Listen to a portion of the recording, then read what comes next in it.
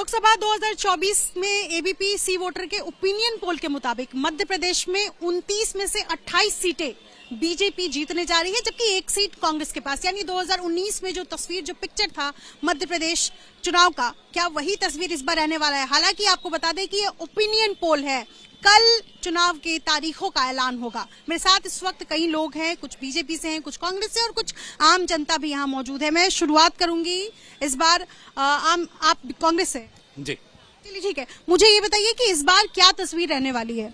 देखिए निश्चित आप लोगों को क्या लग रहा है? आप लोगों का खुद का आकलन होगा, खुद का डेटा होगा, क्या कहता है वो? अभी वर्तमान में एक लोकसभा सीट हमारे पास में और निश्चित ही उसमें बढ़ोतरी होगी। हम बहुत अच्छा यहाँ पे प्रदर्शन करने वाले हैं। इससे पहले भी महापौर के इलेक्शन में 16 महापौरों में से हमारे पास शून्य थे, एक भी महापौर नहीं था, और महापौर के चुनाव में हमने 5 सीटें जीती। तो निश्चित ही इस बार चुनाव जो है वो मुद्दे पे चुनाव लड़ा जाएगा। महंगाई, बेरोजगारी बहुत बड़ा अपने आप में मुद्दा है। मध्य प्रदेश में पटवारी भर्ती घोटाला जो हुआ है, इन सबको लेकर आज कहीं ना कहीं हर वर्ग परेशान है, युवाओं में आक्रोश है और ये आक्रोश सड़कों पर नजर आ रहा है। तो निश्चित ही ये जो वोट होगा ये भाजपा के विरुद्ध होगा, उससे कांग्रेस को लाभ होगा। आपको क्या लगता है मैम? देखिए, कांग्रेस का अब सफाया होता जा रहा है देश से। जिस तरह हमने 2023 में चुनाव देखा है, मध्य प्रदेश, राजस्थान, छत्तीसगढ़ से कांग्रेस जिस तरह साफ हो चुकी है, धीरे धीरे देश के हर प्रदेश से कांग्रेस का सफाया होगा। जनता अब जागरूक है, जनता समझती है कि कांग्रेस के लिए चुनाव एक परिवारवाद का मुद्दा है, भारतीय जनता पार्टी के लिए चुनाव विकासवाद का मुद्दा है। कांग्रेस अपने अपने बेटे बचाओ पे काम कर रही है, भारतीय जनता पार्टी देश बचाओ पे काम कर रही है। भारतीय जनता पार्टी हर एक काम ढंग से करने में यकीन रखती है और कांग्रेस भंग में यकीन रखती है। जिस पार्टी का वजूद अब खतरे में है, जिस पार्टी का अस्तित्व खतरे में। एक मेरा सवाल है, बीजेपी भाई भतीजावाद ध्यान में रखकर टिकट नहीं देती है क्या? आपके भी कहीं ऐसी लिस्ट है? बिल्कुल भी नहीं। भारतीय जनता पार्टी में योग्यता के आधार पर टिकट का वितरण होता है, प्रतिभा के आधार पर होता है। यहाँ न जाति देखा जाता है, न क्षेत्र देखा जाता है। यहाँ पर हर एक व्यक्ति कार्यकर्ता के तौर पर काम कर रहा है, पूरी निष्ठा से, पूरी सेवा भाव से अपना काम कर रहा है, और वो एक ही मकसद से यहाँ पर है भारतीय जनता पार्टी में, वो है जनता का विकास, जनता की सेवा। कुर्सी और सत्ता के लिए भारतीय जनता पार्टी में कोई भी नहीं है, वो कांग्रेस में है। और यही वजह है कि आज कांग्रेस का शीर्ष नेतृत्व से लेकर कांग्रेस का नीचे का कार्यकर्ता, हर एक व्यक्ति अब कांग्रेस छोड़कर भारतीय जनता पार्टी की रीति नीति से प्रभावित होकर भारत भी जान लेते हैं। आपको क्या लग रहा है इस बार किस तरीके की तस्वीर? एक सीट क्या छिंदवाड़ा वाकई कांग्रेस को दे रही है बीजेपी? देखिए, कोई भी सीट मध्य प्रदेश में छिंदवाड़ा या फिर अन्य कोई सीट कांग्रेस पार्टी के पास नहीं जाएगी। पूरा मध्य प्रदेश इस बार उत्साहित है कि 29 की 29 सीटों पर कमल खिला करके प्रधानमंत्री जी के जो संकल्प है उनकी पूर्ति के लिए अपना योगदान अर्पित करे। मध्य प्रदेश में कांग्रेस पार्टी कई गुटों में बटी हुई है। हम देख रहे हैं लगातार कांग्रेस के कार्यकर्ता उनके दल का परित्याग करके भारतीय जनता पार्टी की ओर पलायन कर रहे हैं। क्यों कर रहे हैं? क्योंकि आज कांग्रेस की राजनीति मुद्दों पर न होकर के राष्ट्र और राम के विरोध की हो गई है, और उसका तत्कालिक जवाब मध्य प्रदेश की जनता दे रही है। मैं आप लोगों से रिएक्शन ले लूं कि आपको क्या लगता है कि कांग्रेस को जितनी तैयारी पहले से करनी चाहिए थी, क्या तैयारी में देरी हो गई? कांग्रेस की कोई तैयारी में कभी देर नहीं हुई है। आज आप देखिए, अभी भारत जोड़ो यात्रा निकली थी राहुल जी की, अटूट प्रेम मिला उसमें जनता का। अभी भारत जोड़ो न्याय यात्रा निकल रही है, उसमें अटूट प्रेम मिल रहा है। सवाल है कि भारत जोड़ो यात्रा कर रहे थे राहुल गांधी, दूसरी तरफ जो इंडिया अलायंस है, जो ब्लॉक है, उसमें से कई पार्टियां छटकती चली गई। आप उदाहरण के तौर पर ले लीजिए, मैं बिहार की बात कर रही हूँ, नीतीश कुमार चटक्कर चलेगा और ये आरोप लगा कि गठबंधन में देरी हो गई टिकट बंटवारे में और अन्य प्लानिंग्स में। तो क्या यही प्लानिंग इस बार कांग्रेस को इतना पीछे ढकेल रही है? कांग्रेस कहीं आपसे ये रिएक्शन जी।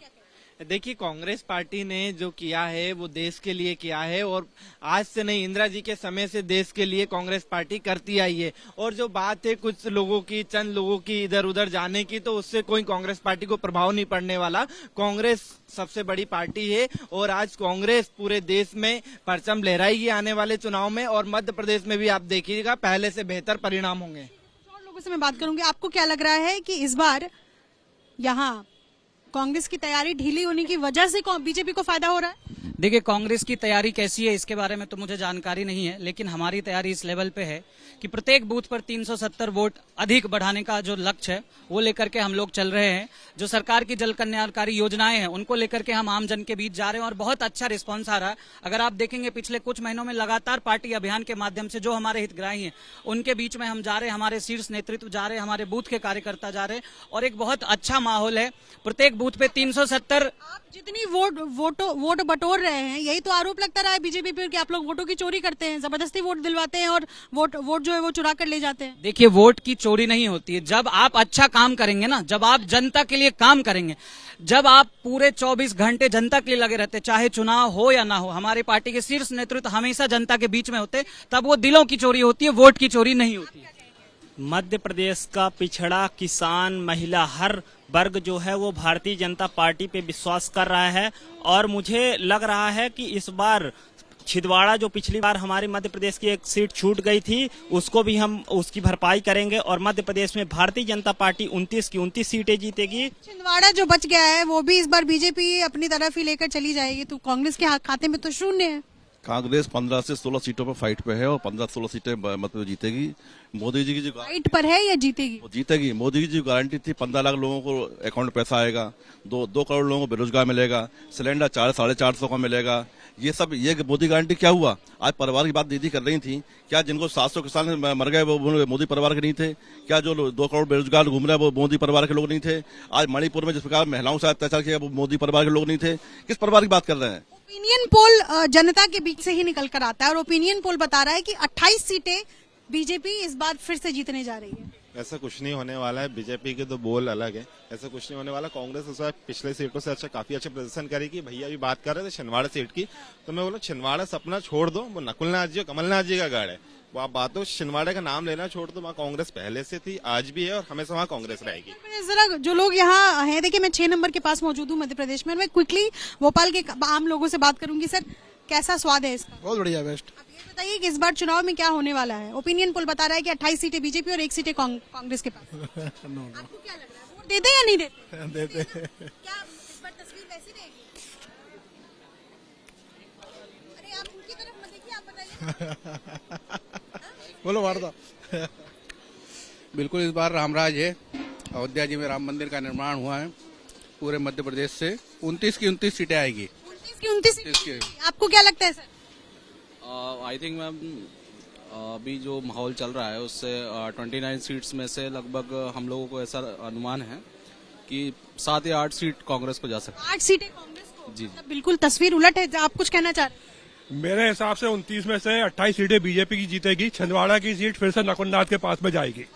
एक आकलन है, यही सटीक आकलन ओपिनियन पोल भी बता रहा है कि 28 सीटें बीजेपी, 1 सीट कांग्रेस। हाँ, एक मेरा और कहना है कि जैसे हमेशा ये बोला जा रहा था कि मोदी जी बोलते हैं हमारे प्रधानमंत्री कि हम कांग्रेस मुक्त प्रदेश कर देंगे, लेकिन अब ऐसा लग रहा है कि वो कांग्रेस मुक्त नहीं हो रहा, कांग्रेस युक्त होती जा रही है बीजेपी पार्टी। कोई जितने हैं सबको कांग्रेस में लेते जा रहे, तो बीजेपी कांग्रेस युक्त पार्टी हो गई है। कांग्रेस युक्त बीजेपी होती जा रही है। आप सब फर्स्ट टाइम वोटर्स हैं? नहीं। आप में से कौन है जो इस बार वोट देंगे? नो मैम, अभी तक नहीं। कुछ विचार है जो बोलना चाहते हैं? नहीं, विचार नहीं चाहिए। जो वोटर है मैं उनसे जानना चाहती हूँ। क्या मैं भी वोटर नहीं? आप में से कोई वोट नहीं देगा? आप वोट देते हैं? क्या लग रहा है इस बार कैसी तस्वीर? इस बार कांग्रेस अच्छी सीटें जीतेगी। कितनी सीटें दे रहे हैं कांग्रेस?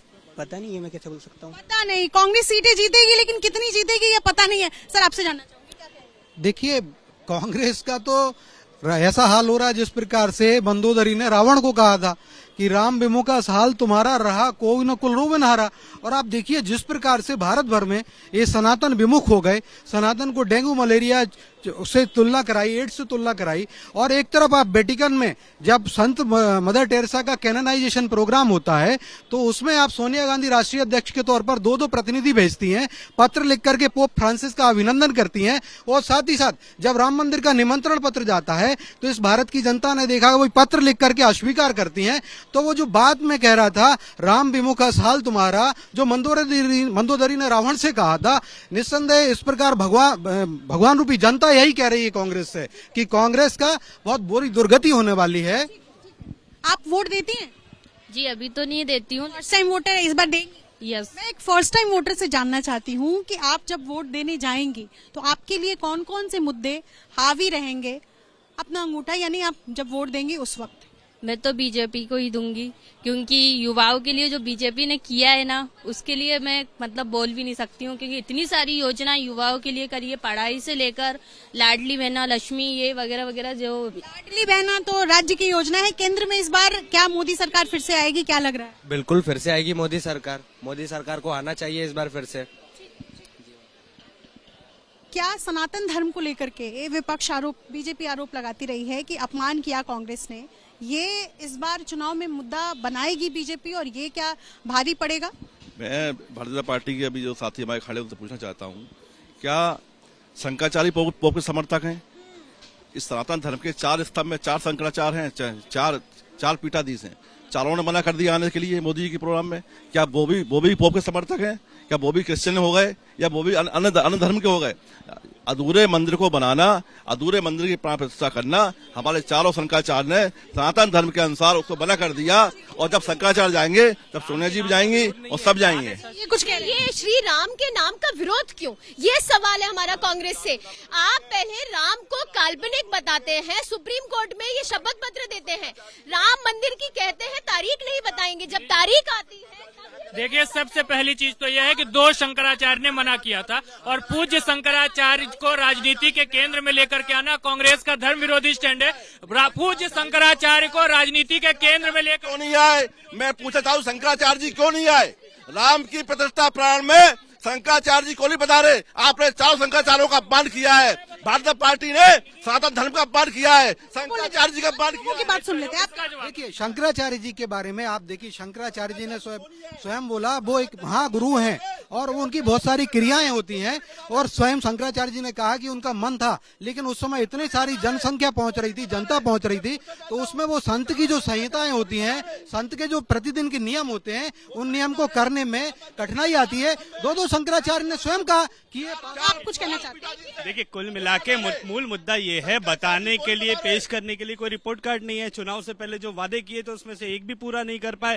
कहते थे रिपोर्ट कार्ड है नहीं तो इसलिए राम के नाम पे वोट मांग रहे हैं। शंकराचार्य जी देखिए, रिपोर्ट कार्ड ईमेल कर देते हैं। 18 करोड़ इनका अभिमान देखिए, ये दावा करते हैं कि ये राम को लाए। अरे अज्ञानी, आप कुछ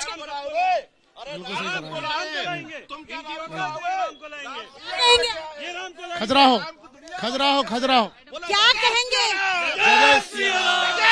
तमाम जो वोटर्स हैं यहाँ पर और अपनी अपनी पार्टी के बारे में कह रहे हैं कि इस बार उनकी पार्टी यानी कांग्रेस हो या बीजेपी दोनों मेहनत कर रही है, लेकिन ओपिनियन पोल कहता है 28 सीटें बीजेपी और 1 सीट कांग्रेस। लेकिन 400 का जो मैजिक नंबर है, क्या वो एनडीए अलायंस पार कर पाएगा? ये बड़ा सवाल। फिलहाल ओपिनियन पोल मध्य प्रदेश में 2019 की तस्वीर ही रहेगी, यानी 28 सीटें बीजेपी और 1 सीट कांग्रेस जीत सकती है। ये ओपिनियन पोल का आंकड़ा एबीपी न्यूज पर बता रहा है। अपने सहयोगी राजेश कुमार के साथ निधिश्री, एबीपी न्यूज भोपाल।